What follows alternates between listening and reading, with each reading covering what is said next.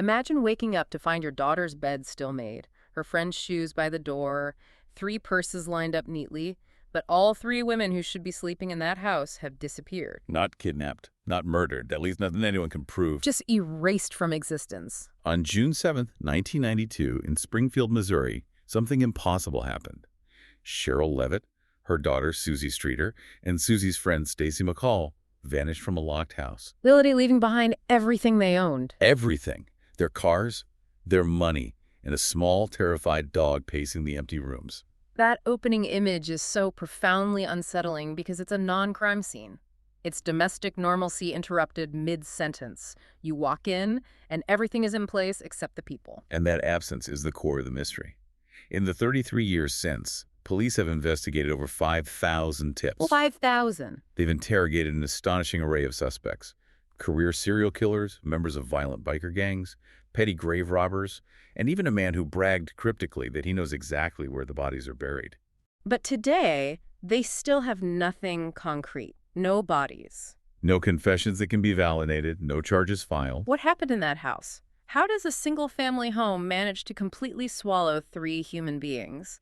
And why does a convicted murderer keep saying, almost boastfully, their bodies will never be found? Welcome to Whispers of Crime podcast show.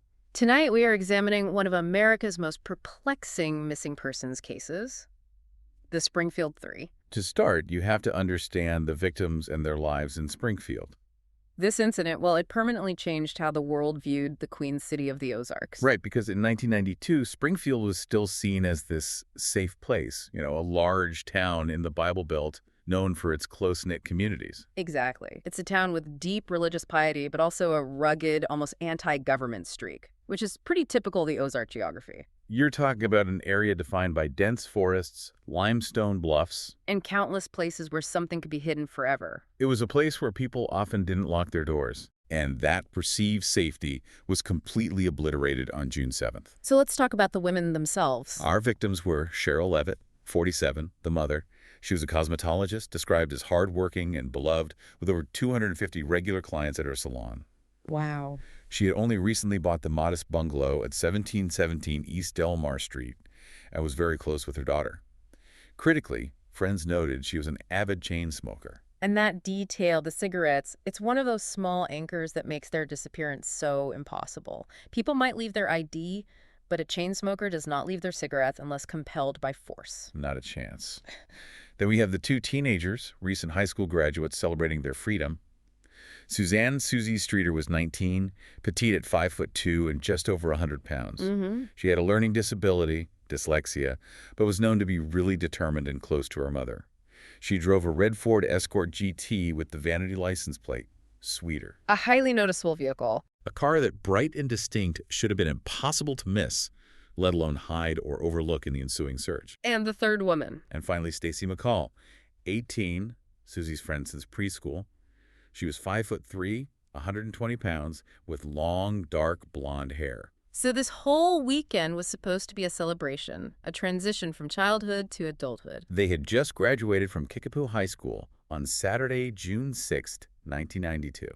Okay, so that graduation party sequence is essential because it details the timeline and, crucially, the sudden change in their plans. The evening of June 6th was typical graduate excitement. They attended multiple parties. Sherrill's last contact with a friend was around 11:15 p.m. What was she doing? She called a friend, Mary, to discuss plans to paint an old chest of drawers she was refinishing. She was home, settled, and focused on domestic chores. So she had no expectation of company or a late night out? Correct. Meanwhile, the girl's original plan for the night was to stay at a hotel in Branson, about an hour away, to go to the Whitewater amusement park the next day. That sounds like a perfect graduation trip. It was supposed to be. But they scrapped that idea late. Their secondary plan was to crash at their friend Janelle Kirby's house. Okay. However, when they arrived, Janelle's house was unexpectedly crowded with relatives visiting for the graduation. Oh, no. So their entire night's accommodation shifted at the last minute because of a family gathering at a friend's house. This is the moment where fate appears to intervene.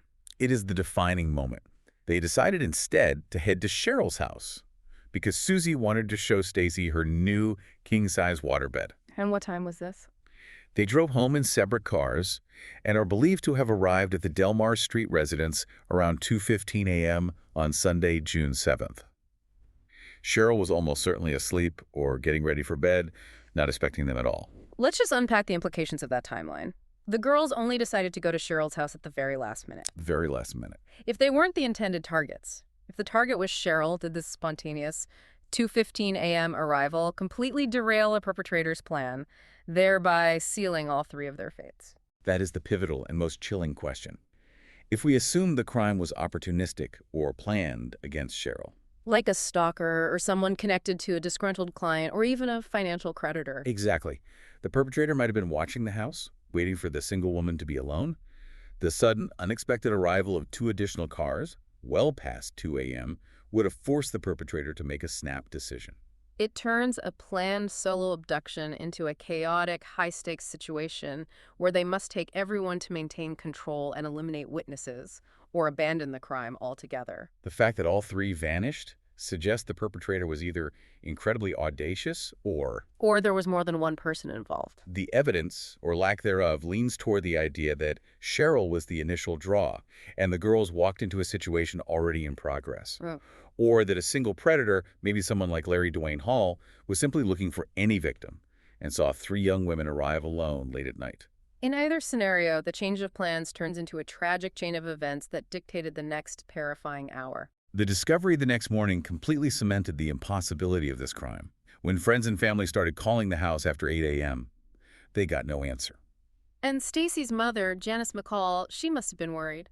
She became concerned because Stacy was supposed to call her immediately upon arriving home that morning to drive to Branson. The moment you realize something is wrong and the phone doesn't ring, that dread must have been immediate. It was. Janelle Kirby and her boyfriend, Mike Henson, drove over, arriving around 12:30 p.m. on Sunday. And this is the moment the contradictory evidence began to pile up. What were their initial findings? All 3 women's cars were parked outside the home. So right away, that suggests they hadn't just left. Exactly. Cheryl's car was in the carport. Susie's distinctive red Escort was parked in the circle drive. This was noted as unusual by friends. Suzie typically parked right behind her mother in the carport. Okay, that's interesting. If Suzie usually parked in the carport but didn't that night, does that support the theory that the carport was already occupied? Could someone have been waiting in a hidden vehicle or using that space to conceal their presence? It's a compelling piece of speculation. If the girls had arrived and seen an unexpected car in the carport, they would have parked elsewhere. Right. But if that unexpected car belonged to a known friend or relative, their guard might have been down. The simplest finding, however, was the most confusing. The front door was unlocked. Unlocked. Unlocked. No sign of forced entry. So they were either comfortable letting someone in or the intruder gained access through the unlocked door. Inside, the only living occupant was Sherrill and Susie's Yorkshire Terrier, Cinnamon. The sources describe the small dog as frantic, running around, highly agitated, and even trembling. Oh, that's heartbreaking. Janice McCall, Stacy's mother, who arrived later that day, described the dog barreling toward her, yipping and crying hysterically. That detail is deeply haunting. A dog's reaction is often the clearest evidence of panic and force. If they had simply walked out, Cinnamon would have been with them or, at minimum, calm and waiting by the door. That's right. That canine anxiety tells us they were removed under duress and quickly. And that finding was immediately coupled with the belongings. Everything they needed for life was left behind. All 3 women's purses, IDs, keys, wallets. Everything. And critically, an estimated $900 in cash were sitting on the floor of Susie's bedroom. Cheryl's reading glasses were on the nightstand. And for Sherrill, the chain smoker. The cigarettes. Her cigarettes and lighter were left right next to an unfinished can of Coke. People flee with their purses, they flee with money, and they absolutely take their vices. Leaving $900 and a full pack of cigarettes suggests the women were immobilized or removed so swiftly they didn't have a second to grab essentials. The state of the house showed they had settled in, though. In the bathroom, there were used makeup removal wipes, and jewelry was laid out, confirming Suzie and Stacy had started their pre-bed rituals. So they were getting ready for bed. They were. Stacy's clothes from the night before were found neatly folded on the floor in Susie's room. Cheryl's bed appeared, slept in. The beds appearing slept in suggest they were in bed, or at least lying down, when the interruption occurred. Yes. And Sherrill's book, Oh, the Places You'll Go, Mm. was found turned face down on the mattress, implying she was interrupted abruptly and expected to return to reading quickly. They were safe, settled, and then gone. Gone. What about physical signs of a violent struggle? The sources emphasize the terrifying cleanliness of the scene. The lack of visible struggle is the nightmare of this case for investigators. There was no blood, no overturned furniture, no broken lamps. The only physical disturbance was outside. The broken porch light. The glass globe covering the porch light bulb was shattered on the front step. The light bulb itself, however, was intact. That is confusing. If you break the globe, you still have light. It doesn't seem like the action of an intruder trying to hide in the dark. It feels more like a moment of quick, panicked action. Theories here range from a struggle on the porch that caused the glass to smash to a deliberate act to lure Sherrill out to investigate the noise. One lesser-known theory suggests the fixture might have been loose and the glass globe simply fell and shattered when the front door was suddenly opened or closed. And this leads us to the most devastating chain of events, the contamination. We are talking about critical forensic evidence being lost within hours. It was catastrophic contamination. An estimated 10 to 20 people family, concerned neighbors and friends, entered the house before police arrived and officially secured the perimeter. In a rural town that felt safe, the immediate reaction of friends was to search, clean, and straighten up. Not to treat the house as a potential murder scene. Trying to be helpful, trying to be good friends, trying to tidy up for the police. Exactly. They moved items, wiped surfaces, and in the single worst error, Mike Henson, Janelle's boyfriend, swept up the broken glass from the shattered porch light globe and placed it in a garbage can. Oh. That act destroyed any chance of finding crucial physical evidence. Fingerprints, trace DNA, or perhaps even blood on the only visible external disturbance associated with the crime. So the scene was forensically blind almost immediately. It feels like the entire case is defined by these small, tragic, well-intentioned mistakes. And there's one other specific unsettling detail found in the house that points away from a simple, nonviolent exit. You're referring to Stacy McCall's clothes. Yes.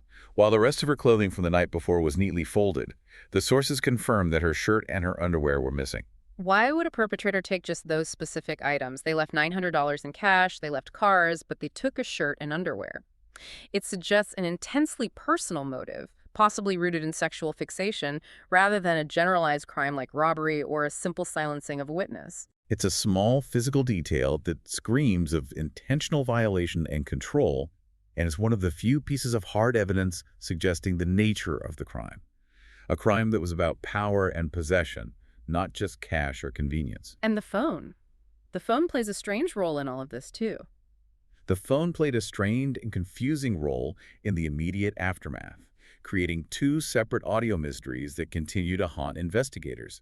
We know the house received those early morning calls. Yes, the obscene phone calls. Janelle Kirby received 2 calls around 9 a.m. from a male making sexual innuendos, described as sounding teenish. And she just dismissed them as typical crank calls, which apparently Sherrill and Suzie had been receiving since moving into the house. Right. So the question is, coincidence? A huge question.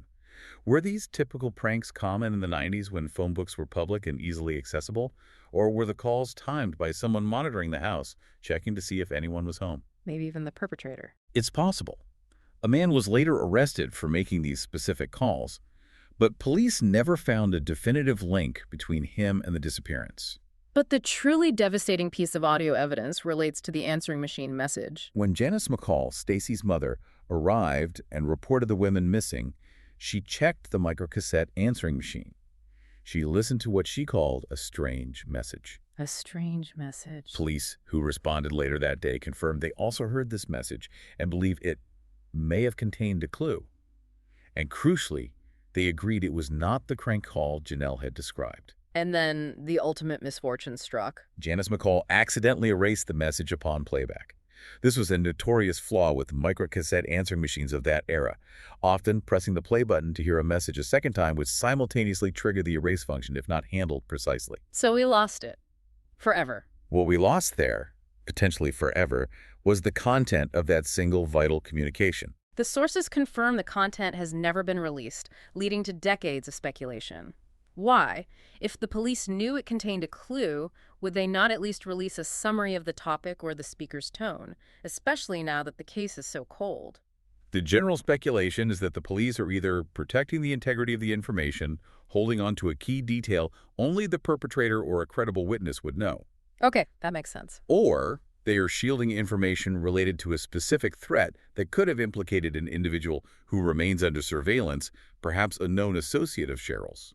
The enduring mystery of the content just fuels the public's distrust because it feels like the single most crucial piece of evidence that exists outside the physical crime scene. It does. Let's turn to the local suspects that investigators immediately zeroed in on, starting with the close family environment.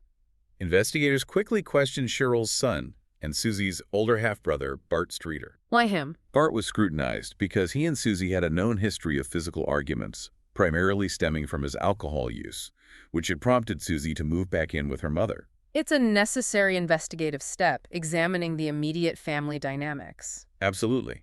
Though he was cleared by police later, the experience of being an initial suspect, while grieving the loss of his mother and sister, profoundly impacted him. He described feeling his reputation was besmirched by the scrutiny, So the case had to look elsewhere. which led to the bizarre grave-robbing connection. This is where we encounter Dustin Rekla and Michael Clay. Yes. Rekla was Suzie's ex-boyfriend, and Clay was his accomplice. Months prior to the disappearance, they had been charged with vandalizing a mausoleum and stealing gold teeth from the corpses. And Suzie was involved. Suzie Streeter was slated to testify against them in court. This immediately provides a direct, highly specific motive: silencing a witness. That is far more concrete than a random crime of opportunity. Suzie was a direct threat to their freedom. And Michael Clay was allegedly heard making a chilling statement around the time of the disappearance.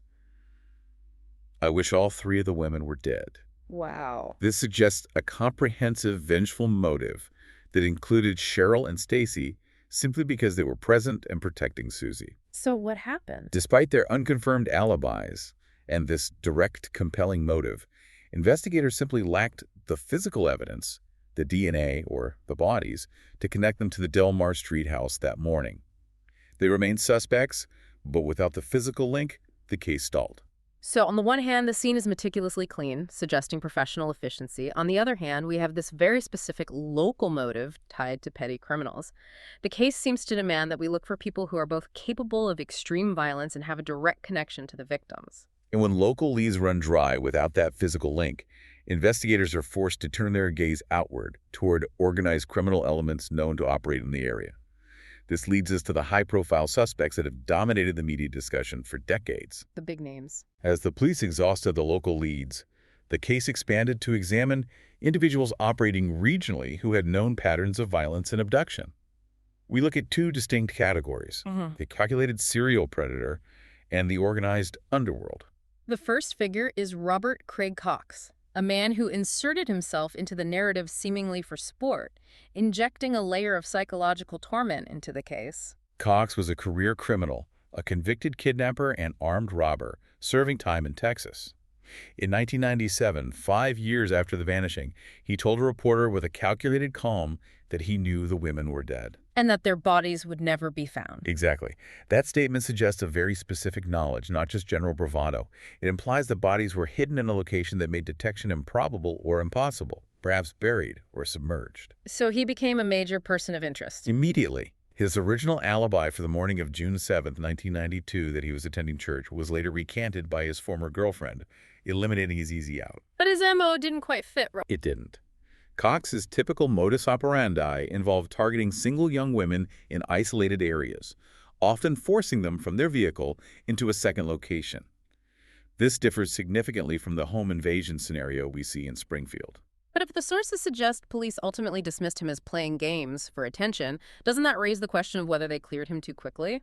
His former partner contradicted his alibi, giving him a window of opportunity. It absolutely raises that concern. The police conclusion was that Cox provided no verifiable location details. He only spoke in vague, cryptic terms. To an investigator, a tip without a physical location, especially from a known manipulator in prison, often gets filed under attention-seeking. But for the families, every time he speaks, it adds a new layer of pain, because there's always that fractional doubt. What if he is telling a piece of the truth? Exactly. Let's shift to a far more credible and terrifying suspect. Larry Dwayne Hall. This is a man whose actions align chillingly well with the known facts. Hall is a suspected serial killer and rapist. who confessed to involvement in the disappearances and murders of dozens of women across the Midwest between 1980 and 1994. His movements. They were often dictated by his hobby.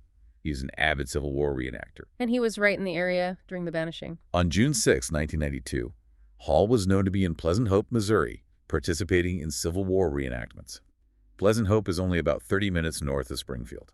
And he drove a van. He drove a dark van. This is significant because a witness in Springfield later reported seeing a van, potentially a green panel van, which police felt might be linked to the abduction. We know the FBI went to extraordinary lengths to try and obtain a definitive confession from Hall regarding the Springfield Three. Yes, the infamous FBI operation known as Blackbird.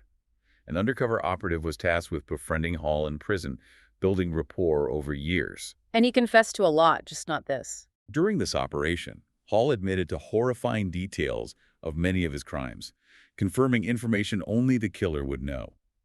The hope was always to get him to draw a map or pinpoint the location of the Springfield women. Was that map ever successfully obtained for the Springfield Three? Sadly, no definitive, validated confession regarding the location of Sherrill, Suzie, or Stacy was ever secured. While he confessed generally to abducting women in the Midwest, he remained vague or contradictory about Springfield. So he's a highly viable suspect, but the physical proof linking him to the Delmar Street house remains elusive. That inability to confirm his involvement, despite the level of effort the FBI put in, reinforces the clean nature of the crime. No evidence, no case. Okay, so that leaves the underworld connection, the alleged involvement of motorcycle gangs.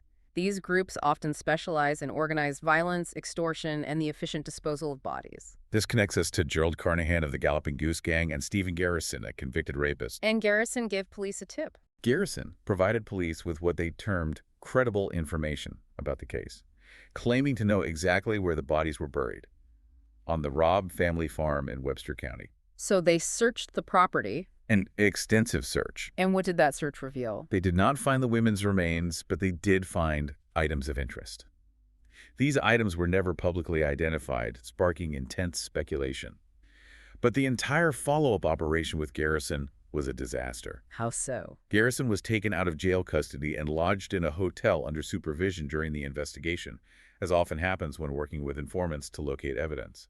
He escaped custody from the hotel and immediately committed a rape. Unbelievable. This massive failure forced a judge to issue a gag order on the specifics of Garrison's involvement, effectively shielding those critical details about the Robb farm search and the items of interest from public and journalistic scrutiny. That sequence of events, the finding of mysterious items, the disastrous escape, and the subsequent rape and gag order, justifiably throws immense fuel onto the fire of public distrust. It makes it sound like police are covering up their own operational mistakes, potentially at the cost of resolving the case.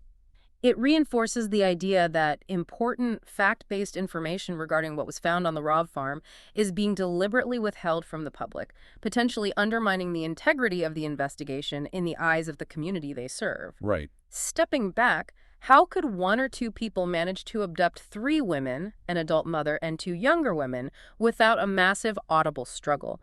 Does the sheer volume of organized suspects, serial killers, gang members suggest this was a highly planned operation, not just a random crime of opportunity? The cleanliness of the scene suggests immediate control. All 3 women were petite, around 5 foot to 5'3". One armed assailant could potentially control them, especially if the perpetrator utilized surprise and immediate threat. Right. Sources suggest the immediate neutralization of the most vulnerable victim, or the threat of it, would compel the others to comply. And compliance was the rule of the day in 1992. The idea of fighting to prevent being moved to a second location was not yet widely known. Correct. The prevailing wisdom was to cooperate and hope for survival. This quick compliance explains the clean house, the folded clothes, and the absence of blood or major disarray. The execution felt professional and highly controlled, pointing toward an experienced predator, even if Sherrill and Stacy were accidental witnesses to the original planned crime. The decades since the vanishing have been just forensic dead ends. And controversial decisions by law enforcement, culminating in the single most contentious location theory in the entire case, the Cox South Hospital parking garage. This is the theory that truly captivated the public and brought in scientific expertise, only to be met by institutional refusal. The rumor originated from a tip. allegedly psychic-based, suggesting the women were buried beneath the hospital's newly constructed parking garage. While the source was questionable, the location was specific and intriguing. And a highly dedicated journalist, Kathy Baird, refused to let this lie dormant. In 2007, Baird, using her own funds, hired mechanical engineer Rick Norland, And he was legit. highly credentialed, having assisted New York City authorities with forensic analysis after the 9/11 attacks. He conducted ground-penetrating radar, or GPR, scanning in the parking lot adjacent to the hospital. For those unfamiliar, what exactly does GPR measure and why was Norland's finding significant? GPR works by sending pulses of radar energy into the ground and measuring the reflections. These reflections reveal subsurface anomalies, differences in density, moisture, or materials. It finds things that shouldn't be there. It's used to find utility lines, geological features, or critically disturbed earth. Norland, the expert, found 3 distinct anomalies that were consistent in size, shape, and depth with grave sites, specifically about 3 feet deep. 3 anomalies consistent with 3 graves in the exact area where the rumor suggested the bodies were buried. That is scientifically compelling, regardless of the initial source of the rumor. It created massive public pressure. However, the Springfield Police Department refused to excavate the site. And their reasoning. It was multifaceted. They cited skepticism about the construction timelines of the garage, arguing that the structure was built over solid ground or already existing structures, making it unlikely that graves could have been dug there. They also cited the astronomical cost of tearing up and rebuilding the structure. But the sources indicate the skepticism went beyond just cost. The non-credible source, the psychic tip, seemed to taint the scientific findings, even though the GPR results stood on their own merit. That is the core frustration. The police spokesperson maintained that their own experts disagreed with Norland's findings, and that the construction timelines made the burial improbable. The tension reached a fever pitch when the engineer Rick Norland offered to pay the full cost of drilling small, non-destructive core samples to test the anomalies himself. And the police still refused. Yes. This refusal, even when the financial obstacle was removed, became a lightning rod for public criticism. It demonstrated a consistent pattern of institutional rigidity in the case. They were unwilling to pursue leads that didn't fit their established narrative. Whether it was disclosing the erased voicemail content, following up robustly on the Garrison lead, or testing the GPR results. This skepticism, whether warranted or not, continues to fuel speculation that vital information is being ignored or protected. This case, therefore, becomes a perfect example of the breakdown of trust that occurs in long unresolved cases, where the public and the families feel that every police decision is a potential failure to find their loved ones. Absolutely. The emotional toll is unbearable. The women were legally declared dead in 1997, allowing for the legal administration of their estates, but providing no emotional closure. And Stacy's mother, Janice McCall, has been relentlessly public about her grief, stating she never imagined she would still be searching decades later. The weight of this case has hung heavily on the investigators themselves, too. Profoundly so. Former lead investigator David Asher, now in his mid-70s, still carries the original missing persons poster with him.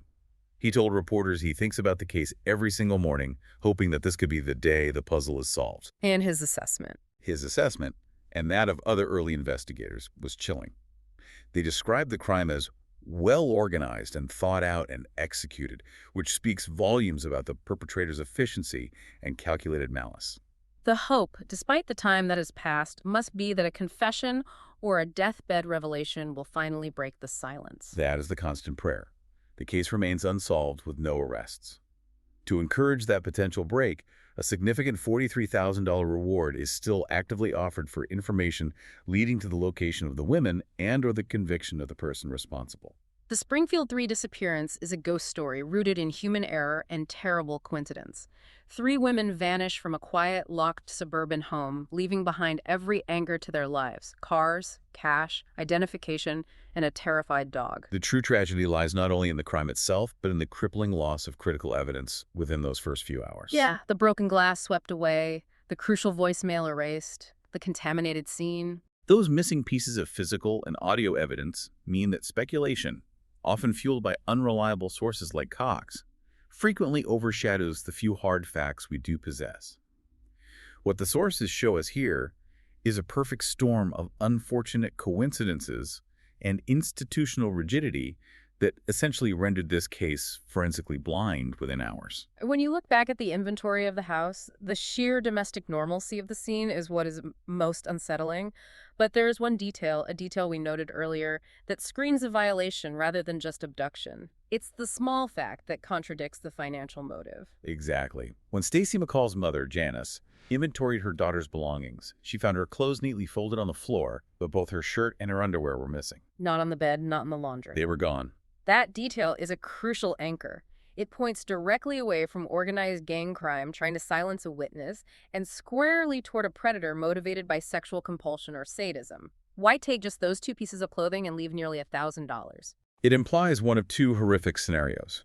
Either the women were forced to change clothes before leaving the house, perhaps to make their exit seem less suspicious as they were led to a second location, or the perpetrator took those specific items as trophies of an intensely personal, calculated violation. That small physical piece of evidence found in an otherwise pristine bedroom is perhaps the clearest, most terrifying window into the true motive of the killer. That is the provocative thought we leave you with. Why were those specific items taken? If you have any information about this case, no matter how small or insignificant it may seem, please contact the Springfield Police Department at 417-864-1910.